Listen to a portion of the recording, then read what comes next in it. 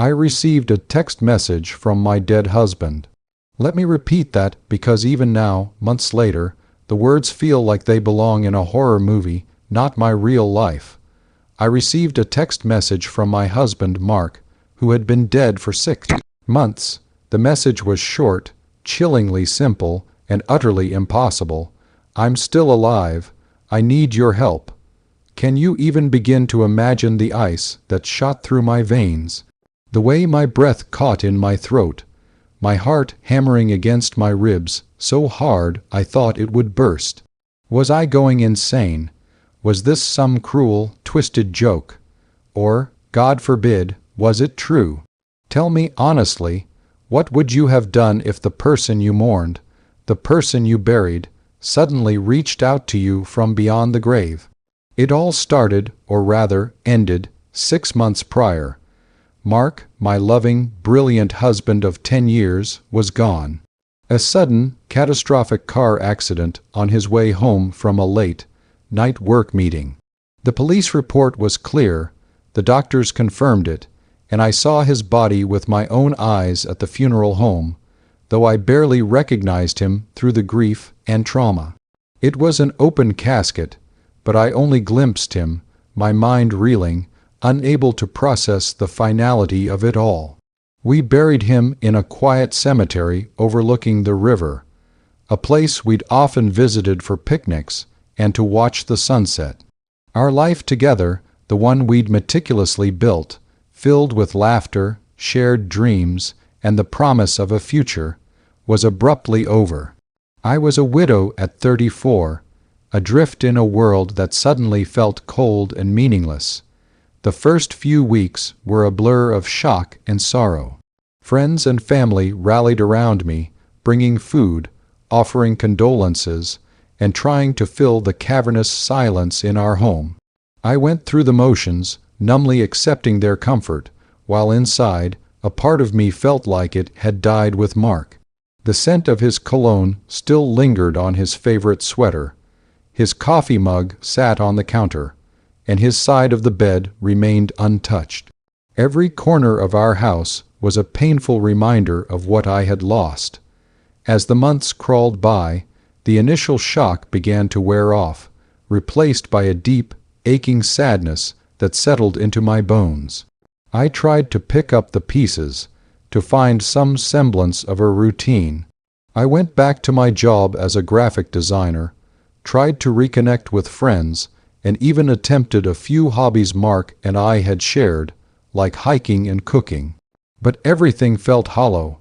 I missed his dry wit, his comforting presence, the way he'd always know how to make me smile even on my worst days. Our love story, I believed, was complete, albeit tragically short. Then came the messages. It was a Tuesday evening, I remember clearly. I was curled up on the couch, watching a mindless rom-com, trying to distract myself from the emptiness of the house. My phone buzzed on the coffee table. It was an unknown number, which wasn't unusual. I often got spam calls or texts. But this one sent a shiver down my spine before I even opened it. The number looked eerily familiar.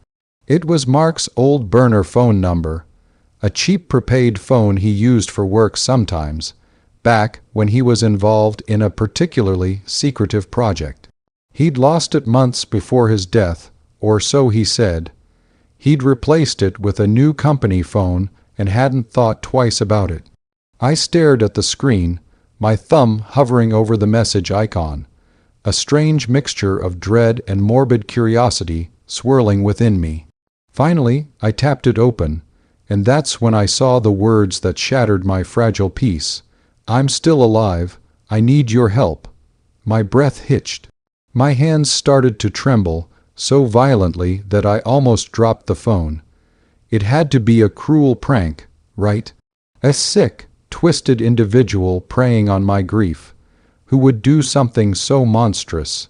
I tried to rationalize it, to dismiss it as a hallucination brought on by stress and sorrow. But the text was undeniably real, staring back at me from the bright screen. I immediately tried to call the number. It went straight to voicemail. Then I texted back, my fingers clumsy and shaking, "Who is this? This isn't funny." A few minutes later, another message popped up. "It's Mark. They faked my death. I'm in deep trouble, honey. You're the only one I can trust." My mind reeled. Faked his death? What in God's name was he talking about? Who were they? The sheer audacity of the claim, the impossible nature of it, should have made me dismiss it outright. But something in the way the message was phrased, the use of honey, a pet name only he used for me, lodged a tiny sliver of doubt in my heart. Could Mark, after conflict, somehow be alive? A spark of terrifying hope, mixed with utter terror, ignited within me. I spent the next few hours in a frantic state, rereading the messages, pacing our living room, trying to make sense of the unbelievable. I thought about calling the police, but what would I even say? My dead husband just texted me. They'd think I was having a breakdown. I needed proof, something concrete, before I dragged anyone else into this madness. I texted the number again. "If this is really you, tell me something only Mark would know." The reply came almost instantly. "The night we got engaged, I told you I loved you for the first time while we were sitting on that old swing set in your parents' backyard. And you said I know. Because you'd read The Empire Strikes Back too many times." A gasp escaped my lips. That was it. That was the moment. He had told me I love you, and I, being the Star Wars nerd I was, had replied with Leia's iconic line to Han Solo. It was our inside joke, something we'd laughed about for years, something no one else in the world knew. No one. My stomach lurched. This wasn't a prank. This was Mark. The realization hit me with the force of a tidal wave. My husband, the man I had mourned, the man I had buried, was alive, and he was in trouble. The thought was both exhilarating and terrifying. Exhilarating because he was alive, but terrifying because of the implication. His death had been faked. By whom and why? The next message was a series of quick, urgent texts. "I can't talk on the phone. They're monitoring everything. I need you to go to the old oak tree by the river where we carved our initials. There's a small waterproof box buried near the roots. Dig it up. Don't tell anyone." My heart pounded with a desperate urgency. The old oak tree, our spot. It was a place full of memories, a place of love and innocent joy. Now it was a rendezvous point for a secret mission. I grabbed a small shovel from the garage, threw on a dark jacket, and slipped out of the house, my mind racing. The night air was cool against my face, but I barely felt it. All I could focus on was the incredible, impossible truth that Mark was alive, and he needed me. I drove to the cemetery, parking a little distance away to avoid drawing attention. The moon was a sliver in the sky, casting long, eerie shadows over the gravestones. The path to the old oak tree was overgrown, but I knew it by heart. I found the tree, its ancient branches reaching towards the sky like gnarled fingers. My initials, intertwined with Mark's, were still faintly visible on the bark. I knelt down, feeling a strange mix of hope and trepidation. My fingers brushed against the earth near the roots, searching. After a few minutes of digging, my shovel hit something solid. It was a small, plastic container, sealed tightly. My hands shook as I pried it open. Inside, there was a worn leather-bound journal, a small USB drive, and a folded piece of paper with more urgent instructions. The note was in Mark's handwriting, unmistakable and familiar. It read, "Amelia, my love, I know this is insane. Read the journal. Watch the video on the USB. Trust no one. Meet me at our secret spot by Miller's Creek in 3 days at midnight. Come alone." Destroy this note after reading. My head was spinning.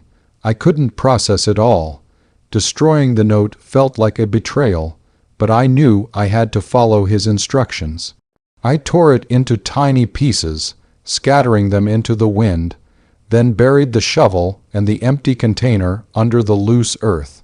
Back home, I locked the doors and windows, drew the curtains, and turned on every light in the house.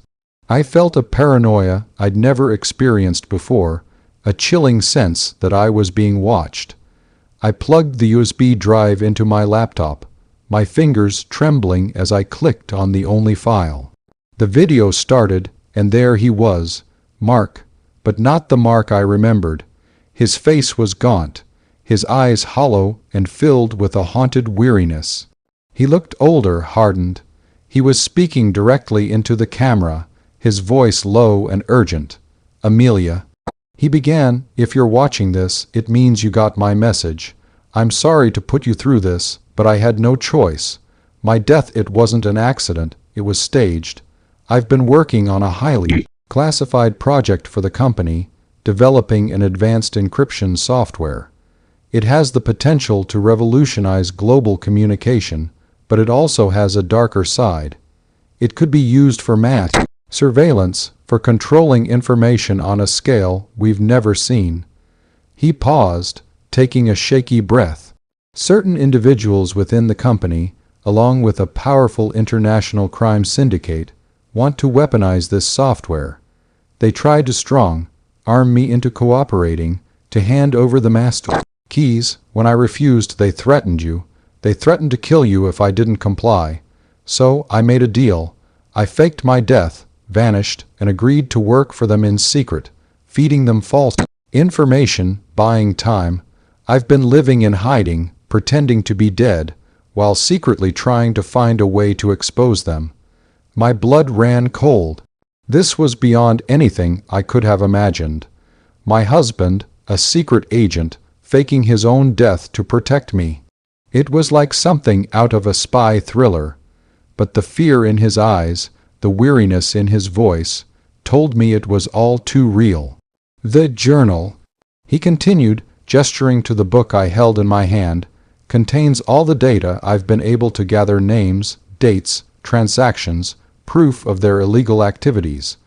The USB also has a secure backdoor into their main server, but it requires a specific code, a passphrase that only I know. I couldn't put it in writing, it's too risky. I'll give it to you when we meet. You need to get this information to a specific contact at the FBI. His name is Agent Miller. His contact details are encrypted in the journal. He's the only one I trust. But you have to be careful, Amelia. They think I'm dead, but they're still watching.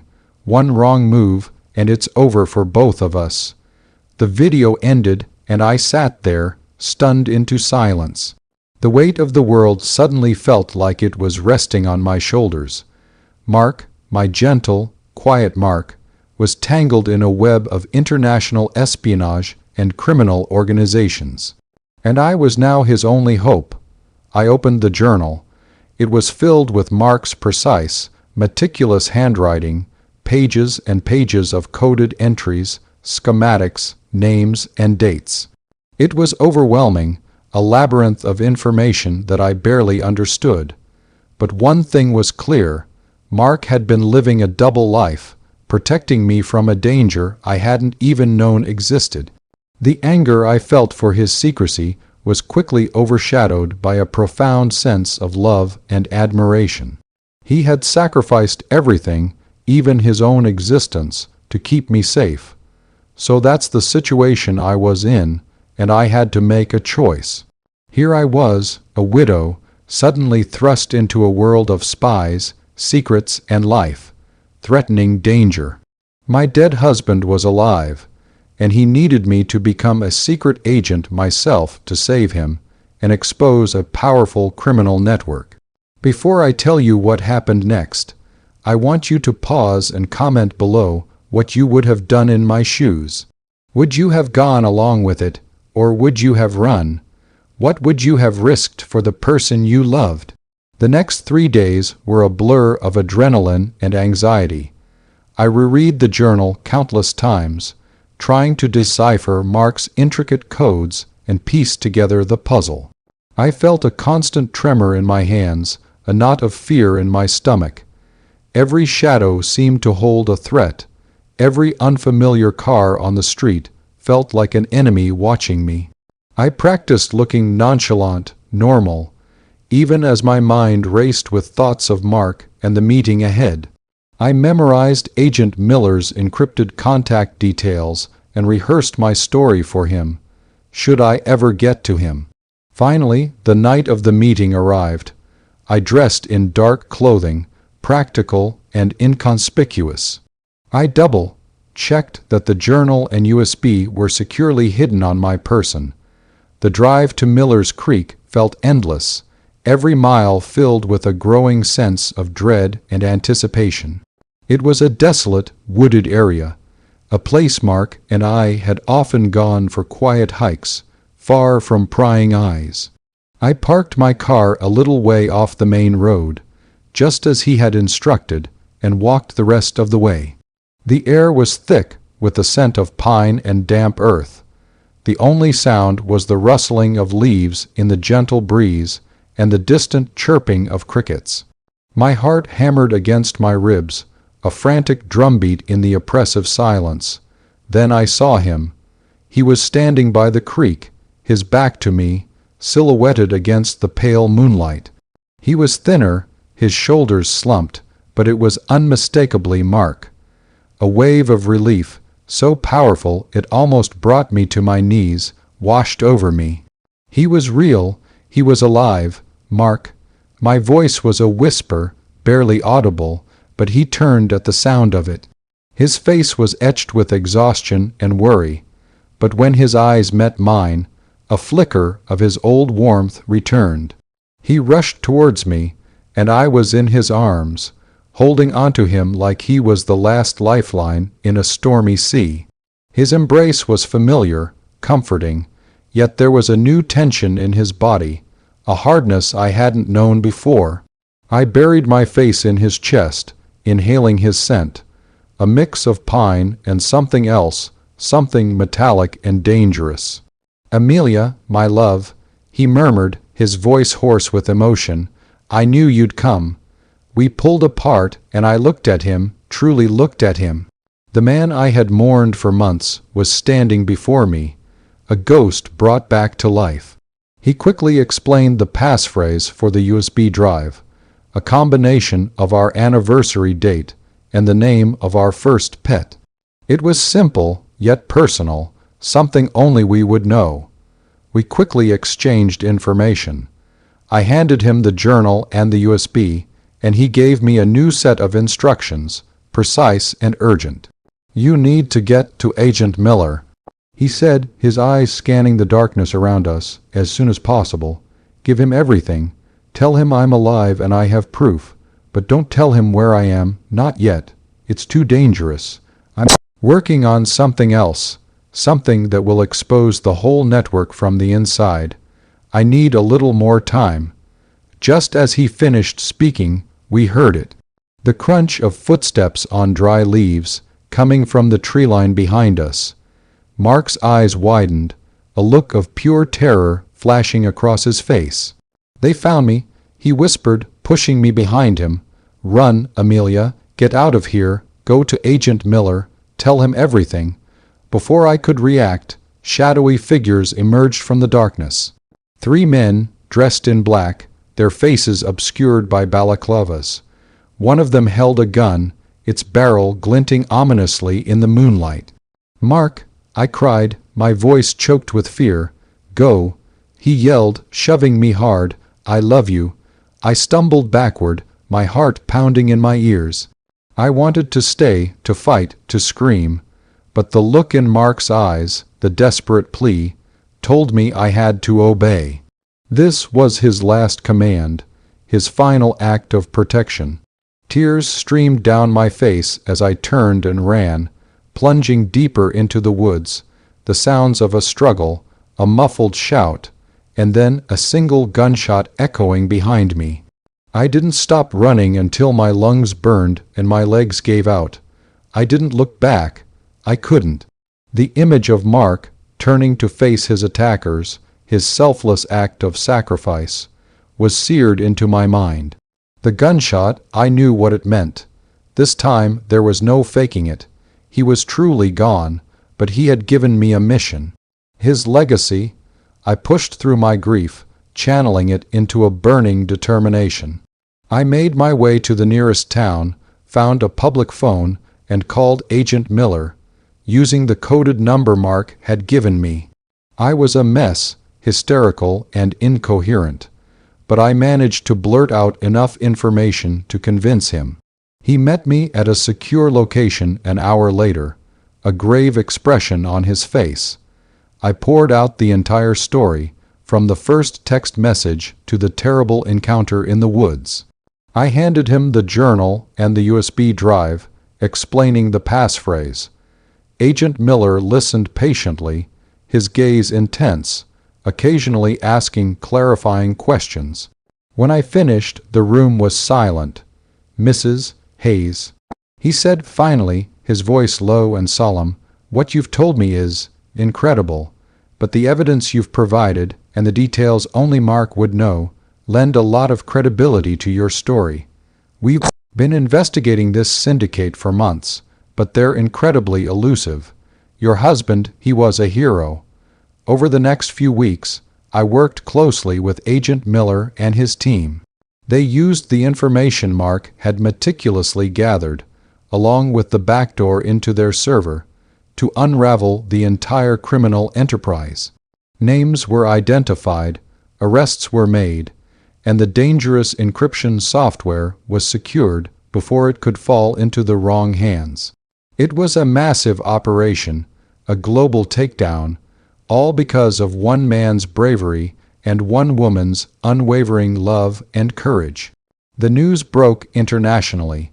The story of a brilliant software engineer who faked his own death to expose a dangerous criminal syndicate captivated the world. But my name and my direct involvement was kept confidential for my safety. I was hailed as a hero by the FBI, but all I felt was a profound sense of loss. Mark had saved countless lives, but he had paid the ultimate price. I still visit the old oak tree by the river sometimes. I sit there and remember Mark, not as a victim, but as the hero he truly was. The text message from the grave, the impossible truth, had shattered my world, but it had also given me a purpose. I had fought for him, and in doing so, I had found a strength I never knew I possessed.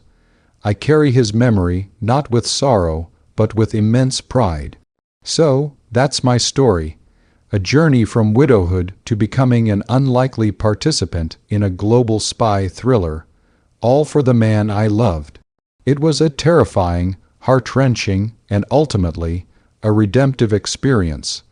Like this video, if you were on my side throughout this insane ordeal. Subscribe for more stories like this, and please, share your final thoughts on this whole mess in the comments section. What would you have done differently? Did I make the right choices? I'll see you all in the next story.